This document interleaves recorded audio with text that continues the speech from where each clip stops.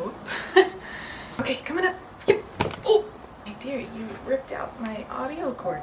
Hello everyone and welcome to this lovely fall day. I hope it's not too loud. There is construction going on outside. I tried my best to block out the sound, but I don't know how well that worked. So I really apologize if you can hear that in the background. What we're doing today is a little bit more quiet, a little bit more relaxed, and a little bit more chatty than usual. I would call this more of a podcast, like a knitting podcast. Hopefully you all can also kind of sit down, get somewhere cozy, maybe grab a project to work on, cuddle your best friend like I am right now with Nutella in my lap. I'm gonna go through this stack of items. It's a lot bigger than I expected, to be honest. It's not everything I've knit, it's just the items that have become a regular part of my wardrobe. I tried to split up the sweaters by category a little bit. The first one is what I would call warmer weather sweaters, and I have two of them. I believe I've actually filmed making both of these. This is one of my incredibly early knits. It's not historical, it is a very popular pattern. I think it's called Tegna, and it's just a wonderfully flowy, easy top to wear on warmer days. I usually wear it on top of a tank top, and it's just, the yarn is so soft. I love this color of blue. And one of the first lace pieces I think that I ever did, and one of the first sweaters that I knit from bottom up. It confused me quite a bit when I first read this pattern, I remember that. But I was very happy when I was able to make it work and be able to fix the mistakes I'd made in my lace work as well. The second more summery / warmer weather top is this one, which is the Antiquity blouse. This is a more recent knit, so you are probably aware of this one already. The original pattern has longer sleeves and is made with a little bit more mohair throughout, but I decided to make it out of a little bit more linen so that I could also wear this on warmer weather days. I love this top, and when it's not quite so cold out, I wear it constantly. Next, I think we're going to dive into what I would call more cardigans or capelets or cover-up, something like that. This is a cape that I originally knit as part of my costume, my 1890s costume, where I also knit a bunch of other items that I don't wear daily, but I still use them for my costume. But this one has come into daily wear. I wear it a lot around the house when I get a little bit colder on my neck and my shoulders. I just tie it around and it's lovely to wear. I do have a pattern for this. All the patterns and yarns that I can find I will link in the description below, so if you have any questions or are wondering at all about what I use to make these, please expand the description and I'll have it all listed and linked out there. I wear this mostly indoors as kind of a thing to warm my shoulders while keeping my hands free. I wear it less outdoors because I like to layer up more outdoors, and it's a little hard to fit under a coat for me. This is the first ever knit that I steeked, which means that you knit it in the round and then you cut up the center of your knitting. Was terrifying, but it is one of the items that I wear the most in the fall because it's so cozy, so nice to throw on, and I am super proud of my color work. This is the inside of the sweater, and I honestly don't even know how I kept the color work stranding so neat. And then this is the outside of the design, and it's knit with this really fluffy wool that just, it's wonderful. And next I have a whole big collection of just knit sweaters. This is the perfect season. We dipped below freezing last night, so it's the perfect time really to be breaking these out again. You've seen this quite a lot recently. This is, like I've mentioned before, the first sweater I ever knit. It ended up growing quite a bit, so I had to elasticize the neckline a little bit so it didn't slump so much on me, but I still wear this often. It's called Shifting, I think, and this pumpkin orange, well, I mean, can you tell I really like a pumpkin orange color, so very much enjoy wearing this sweater in the fall. It just feels like, we went apple picking, and that's exactly the sweater I wore because I just wanted to feel like a pumpkin during our apple picking. This I have very clear memories as being the second sweater I ever knit. It is the Flax sweater, I believe, but I added cables in the front because I enjoyed cables so much, I guess, and I made it a mock neck sweater line.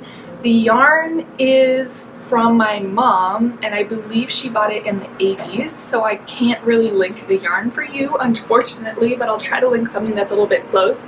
It's super warm, so even though the sleeves aren't full length, I have worn this in multiple winters where I've actually had to take off my outer layers because this is just so warm when I wear it, which is perfect for me because I always tend to stay on the cooler side, so I like when I'm nice and warm and toasty. This next series of sweaters, I don't really have a clear memory of the order in which I knit them. This is one of my more popular sweaters where I get questions on. This is an original 1940s pattern. It is knit in a palette yarn from Knit Pick, so I could choose the exact colors I wanted. I love this deep foresty green.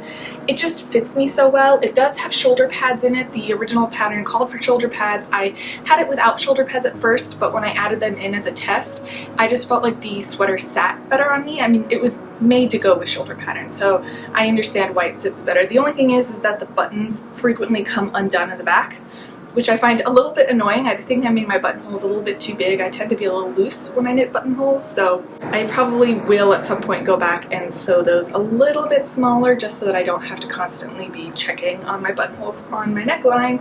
This one was a little bit tough for me to do because it is color work done flat, so I do have a different tension when I'm knitting right to left versus left to right, so like the right side of fabric versus the wrong side of fabric.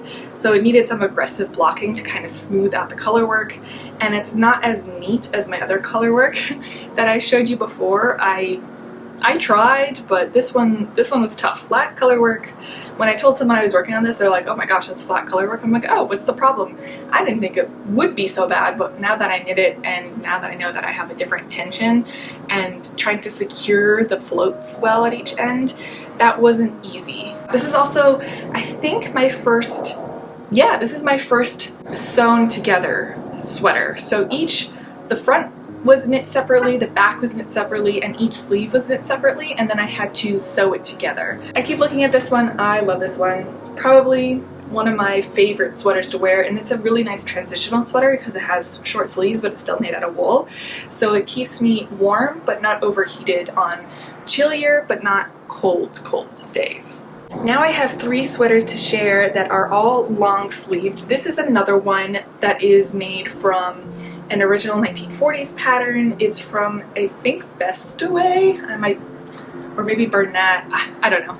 Check in the description. I'll definitely link the right one down below. It's also the first time I've ever done smocking. This was another sweater that was knit in pieces and then sewn together. It went a lot faster than I thought it would. There's something about this particular pattern that while there is just a lot of this sweater, like it's longer than the other ones I've ever made, but it went quickly. I think it's because of the like subtle rib, gives it some interest, but it's not so complicated that it takes a really long time to do each particular portion. And I think it looks a lot more complicated than it really is. The one thing about this sweater that always gives me pause is I know the front and back are different because I knit them differently, and I feel like I need to mark it somehow because I usually have to hold it up by the shoulder seams and see, like, I know this side is now the front side because it hangs lower, but I have to do that every time before I put it on. And it would just be nice to be able to just take a quick look at it and know. But I hate tags on my clothes. They bother me a lot, so I'll have to find maybe some other way of marking the front versus the back on this. And this is made out of an alpaca yarn, and it's my absolute favorite yarn to make items that sit close to or next to my skin. I find it the least irritating. I have really sensitive skin. I'm not allergic to wool, but I do find that usually if I make something out of wool, I need something between my skin and the wool layer because I find it very scratchy. But alpaca, I don't react to as much. Then the last set of sweaters that I have completed and I wear frequently are these. I love this sweater. This is one where I kind of had to doctor it a little bit. I think I've talked about this previously. I knit this in, I think, one size too small for me, to be honest, and I like my sweaters to be a little bit longer than the pattern usually suggests just because, like I've said a million times before, I have a long torso, so I usually have to make my tops longer than is typical for someone my height and my size, or else I will constantly have my midriff showing, which is, I mean, definitely a choice and a look, but when I'm wearing sweaters, I usually want to stay warm, so I don't usually want to have my midriff showing. So this sweater was knit from the bottom up, which meant that when I wanted to add length after I'd finished knitting this, I was kind of like, what? How in the world am I going to do this? Because you can't just pick up the bottom stitches and continue knitting. but I did find a tutorial online on how you can, basically I knit another section up as far as I wanted to, and then I used a Kitchener stitch in a very specific way to graft together that knitting to make it look as seamless as possible. If you look closely, you can still tell this is the row right here where I added more length, but I think in general when I wear it, it's pretty invisible, and I loved it so much that I decided to knit it one more time in a bigger size with the extra length already calculated in this lovely maroon color. Yeah, this is another staple piece in my closet in the fall and winter time. I wear it constantly. It's so warm.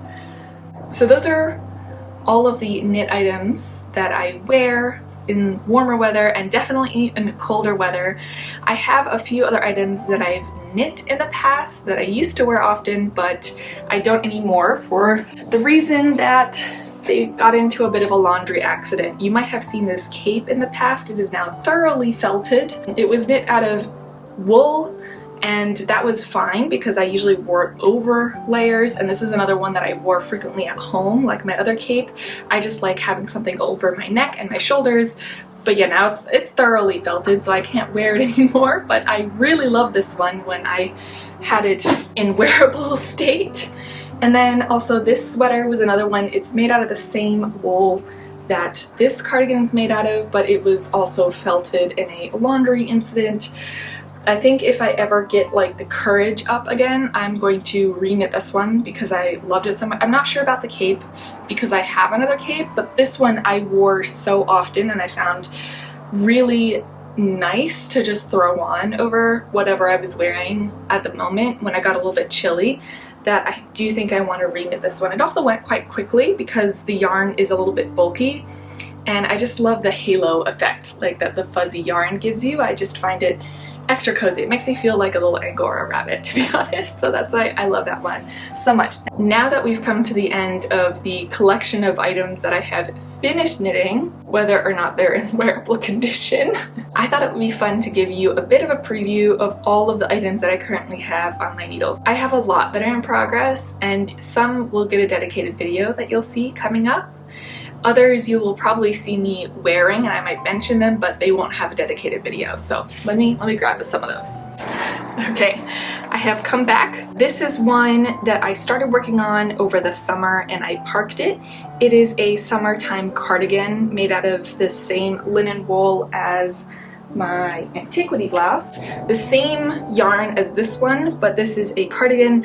I paused it for now though because I won't be wearing it in the colder weather, and I just have too many other things to work on, so I'm gonna pick this back up once we start moving towards warmer weather again. An item that you saw incredibly recently was this lovely scarf as part of my Knit Witch costume. It's made out of alpaca wool in fisherman's rib. I'm really close to finishing it. I'm almost done with knitting one complete ball of it. And I usually like my scarves long enough that if I fold them in half and put them around my neck, that I can stick one end through the other.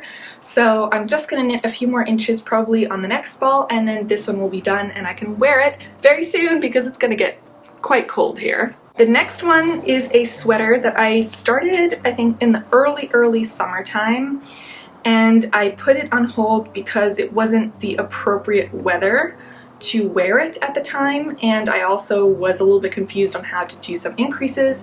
This is a brioche knit sweater. It is done holding 3 strands of mohair yarn at the same time.